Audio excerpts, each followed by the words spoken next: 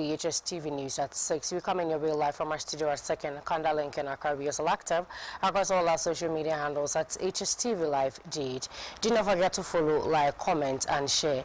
Coming up in the news bulletins for today. Government and its related agencies are being urged to foster a business-friendly environment at the port to attract more traffic.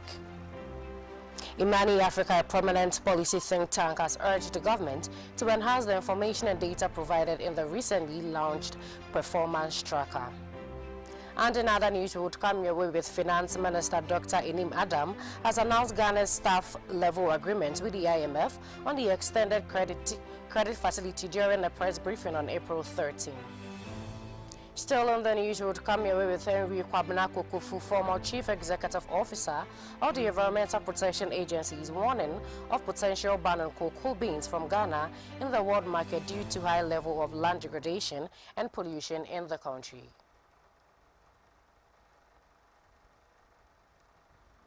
We have details of these stories and many others coming up your way in the next 30 minutes. Do stay with us. My name is Praisebell Larbi.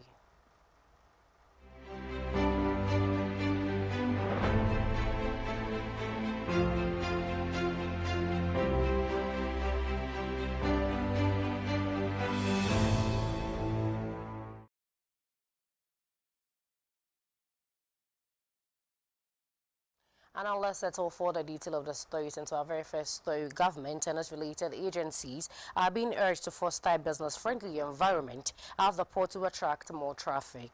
Concerns have emerged about Ghana's Tema port losing traffic to neighboring Lomé port in Togo, claims which have strongly been refuted by the Ghana Port and Harbours Authority. Within the early 2000s, was doing 200,000 to 300,000 TEU. Which is 200,000 to 300,000 containers per annum, right? Now they're doing 1.5 million. Ghana, which was quite predominant in the early 2000s, is now doing 1 million, 1.2 million. It's going up, but not as fast as Togo is going up. So there's a lot of competition. What do we have to do? People are saying we're losing trade to Togo. Yes. It's about creating an enabling business environment. It now allows a wider pool of researchers to take an interest in the maritime, the blue economy. A lot more researchers than were represented on the PEP project. So for instance, now it becomes possible for people from engineering, fisheries, physics, etc., whose work may have something to tell the blue economy to now take an interest and join the network so that there is a bigger pool of knowledge being produced about the blue economy that can feed into policy and also work in industry. Preservation of our marine ecosystems is paramount. The future of the blue economy is green. It is now abundantly clear that we humans cannot continue to treat the oceans as we have always done, as a pristine and inexhaustible supply of natural resources that can take every operational activity undertaken on it without thought to its state and sustainability.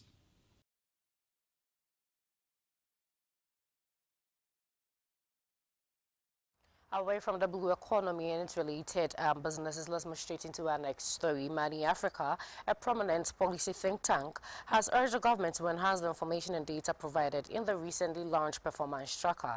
This call comes after the Minister of Works and Housing, Kojo Opon Nkrumah, unveiled the tracker, which currently covers over 13,000 projects nationwide. While the tracker has been praised as a positive policy initiative, Profi Ajiman, a senior research associate at Imani Africa, criticized it for being too vague. Ajiman emphasized the importance of providing comprehensive and real-time data to ensure transparency and accountability. He suggested the involvement of independent bodies to validate the data, highlighting the need for tangible results and value for money for Ghanaian citizens. This critique underscores the necessity of continuous improvement and transparency in government initiatives to foster public trust and confidence.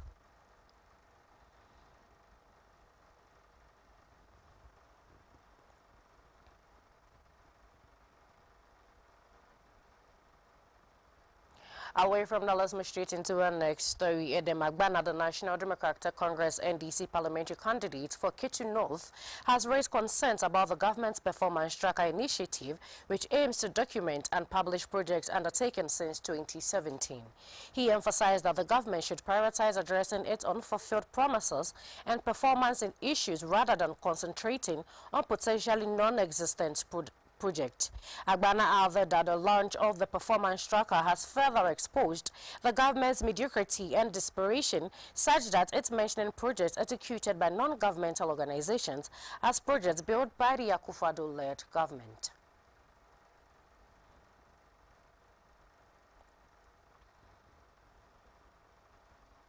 Away from that, let's move into business and finance. Finance Minister Dr. Inim Adam announced Ghana's staff-level agreement with the IMF on the extended credit facility during a press briefing on April 13.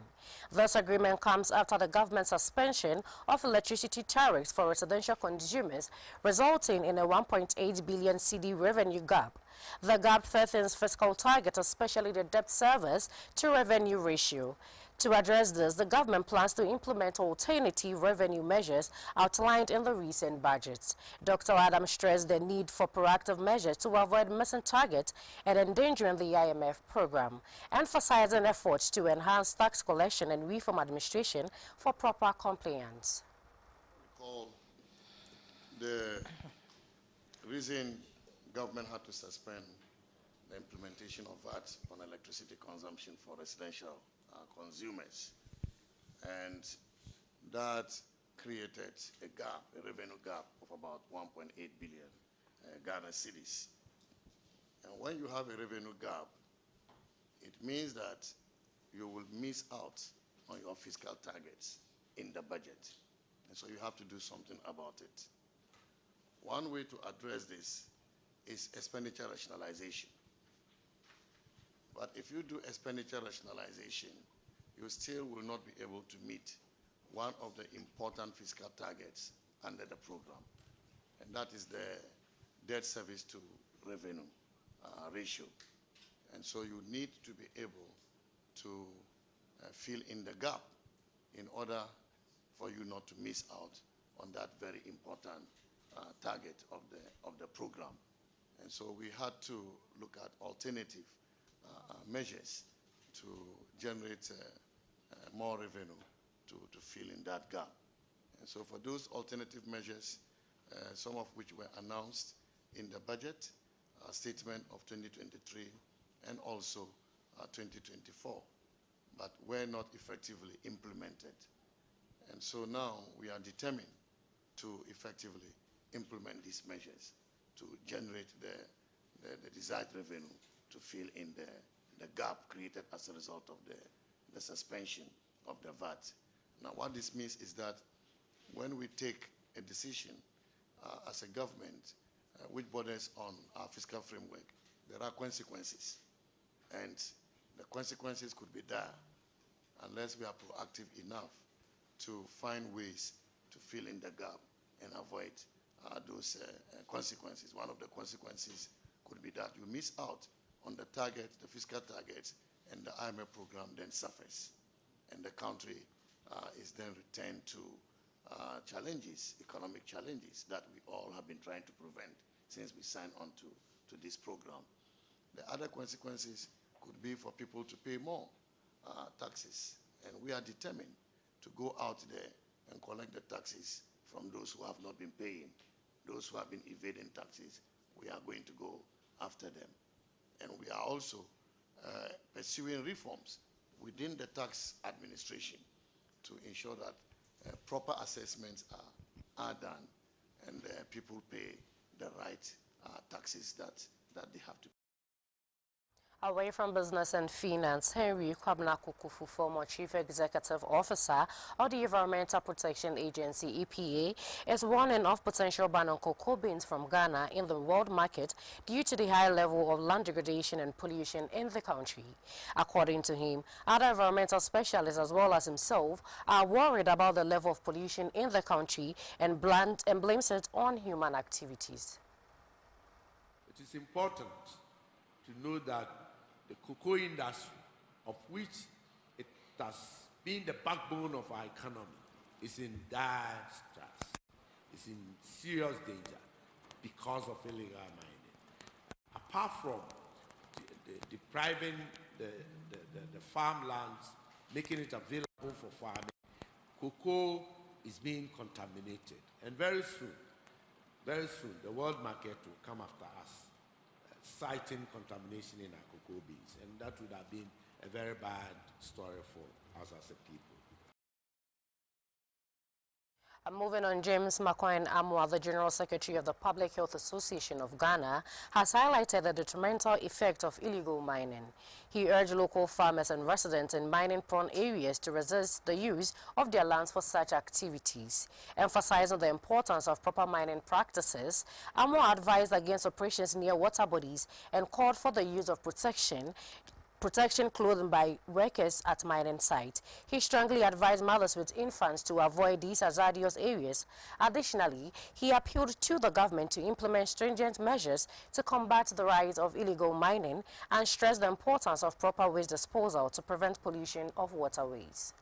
So that was it. First of all, I will not agree when they say once they sell the land out, they are building mansions. Yeah.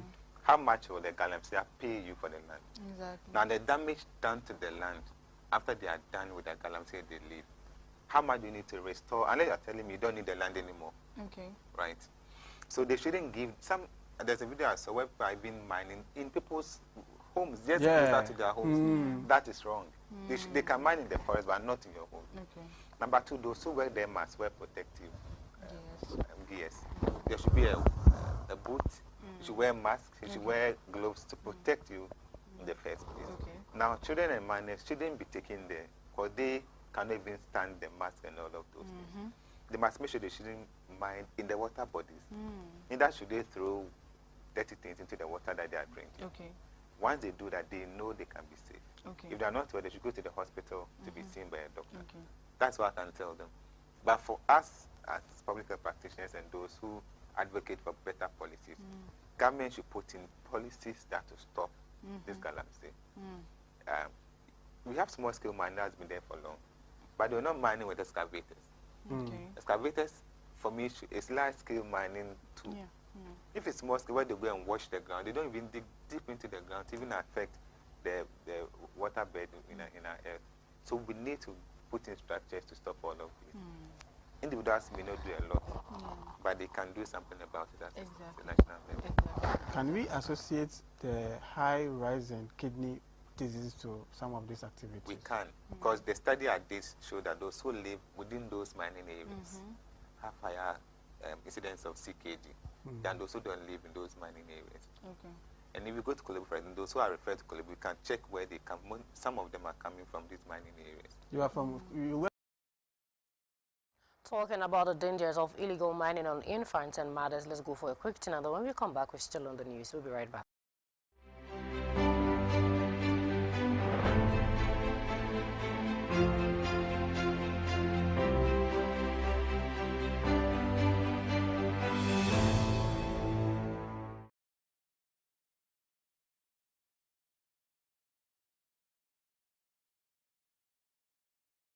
Would you like to own a home, start a business, provide seed money, or a good education for your children? The Pro Wealth Plan answers all of life's questions. This is Ekwa 9. She wants to be an engineer in future. Her parents, Mr. and Mrs. Hammond, plan to give her the best education but don't want to be unnecessarily burdened when she's ready for university in 10 years. Do you know how much it will cost Ekwa to go to a local private university or university abroad in the next 10 years?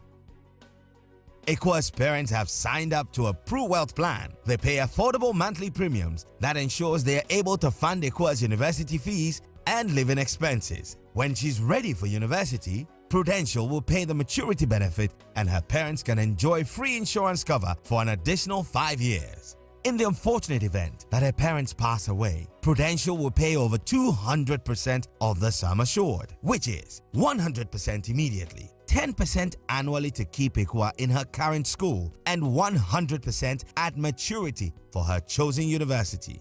This means that Prudential Life has guaranteed Ekwa's education regardless of life's uncertainties. The Pru Wealth Plan also covers a spouse or partner up to the same sum assured.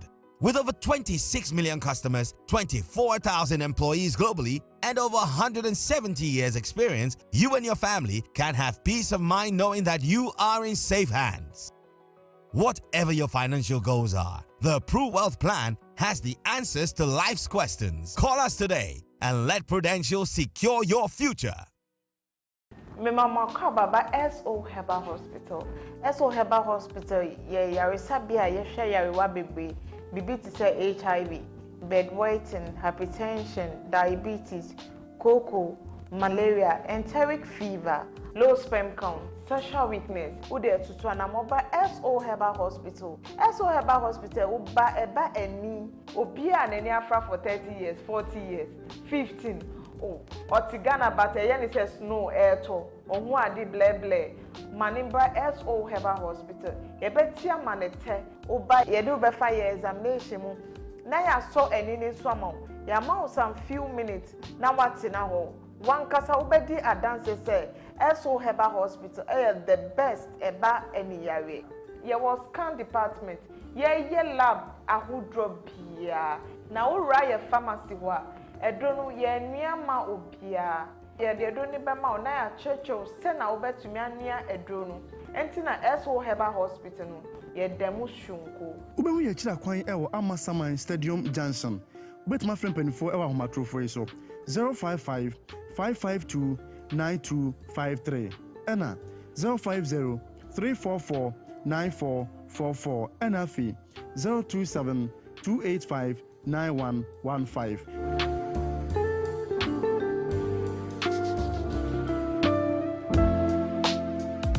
Eye Care and Vision Center is here with all your eye care solutions. Yes, Third Eye Care is at it again. Are your lenses becoming foggy because of wearing face masks or sitting in air-conditioned spaces? Are your eyes getting sore and tired after using the computer for prolonged periods? Are you struggling with light from oncoming cars and other vehicles when driving at night?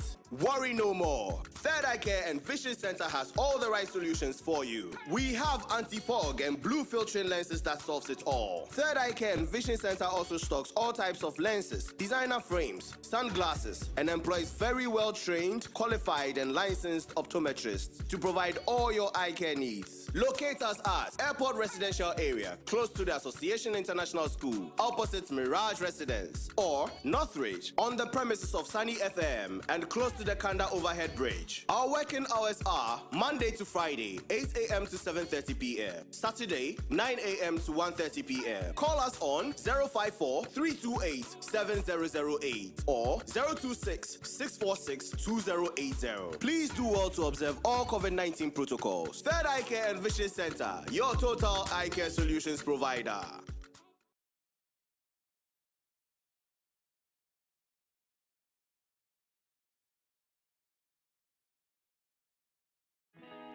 This news is brought to you by Hstv and Antiglow TV in Ohio.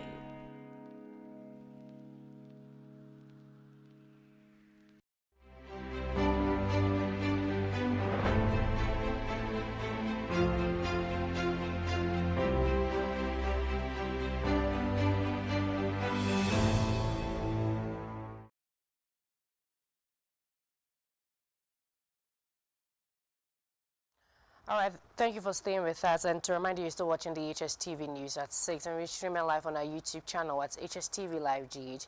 Do not forget to subscribe and then like the page as well. You can also leave your comment, and we are going to get interactive over there. Now let's settle for our last story. James Makwan Amwa, the General Secretary of the Public Health Association of Ghana, has highlighted the persistent threat of malaria in the country. He revealed that malaria continues to be the most prevalent illness in Ghana, with a global statistic showing a child succumbs to the disease every 15 seconds. The connection between poor sanitation and the spread of malaria was emphasized, indicating that areas with inadequate sanitation facilities are more susceptible to the disease. Additionally, Mr. Amwa pointed out that while cholera cases are still frequent, waterborne diseases stemming from contaminated food pose a significant health risk as well. Blinded about. Mosquito is the one. Okay. Malaria. Malaria. You know, every 15 seconds, a child dies from malaria globally. Please come again. Every 15 seconds, a child dies from malaria globally. 15 seconds. 15 seconds. A child. Like I can say, I will be. Wow. And in Ghana, malaria is still a problem. Yes. So if you are keeping your environment dirty, then you know that you're exposing yourself to malaria. Okay. You haven't been hearing from cholera, but people are getting a lot more waterborne diseases from the food that they eat. So dysentery is still there. People don't have cholera as they used to do, but a lot of these abdominal infections also happen because of poor sanitation. Now, some are also, they sit around those sides. They breathe in all of these. Recently, Shadrach went to buy kinky, and then he said the situation there was an ice. But people still sit there and eat. Exactly. And it's as if we like death. A lot of worms infestation are from all of these death and dirty environments. So you may have a child play around that side, put his hand in the mouth, ingesting the larva of these worms into their body, and they start working on them and they start having problems. Wow. And they even we end up polluting our water bodies too. Yes. And at times I wonder, there are the people doing pure water business, they do sachet water. Where do they pick the water from? Or if it's the same dirty environment that they are drilling the borehole water, then you should know that some of the water may get contaminated. Wow. So in UK, when they had the cholera outbreak, then realized that was from a septic tank that was discharged into their water system. They had a high cholera outbreak, and that's how they were able to solve it. We may have to go into our case and see how come again many people having this waterborne problems. We may end up linking that to dirty environment you are living in. If the environment is dirty, it tells me your room also will be dirty. And then if your room is dirty, then rats will come in and mouse. Lassa fever is still there, they can bite you and all of. So and that's what time is going to permit us to end today's edition of the Hstv News. But then before I take leave of you, let's look at some stories that made it to our top stories for today. Government and its related agencies are being urged to foster a business-friendly environment at the port to attract more traffic. Imani Africa, a prominent policy think tank, has urged the government to enhance the information and data provided in the recently launched performance tracker. And in other news, we came here with Finance Minister Dr. Yenim Adam announced Ghana's staff-level agreement with the IMF on the extended credit facility during the press briefing on April 13. We also came your way with Henry Kwabena Kukufu, former Chief Executive Officer of the Environmental Protection Agency, EPA, as warning of potential ban on cocoa beans from Ghana in the world market due to a high level of land degradation and pollution in the country.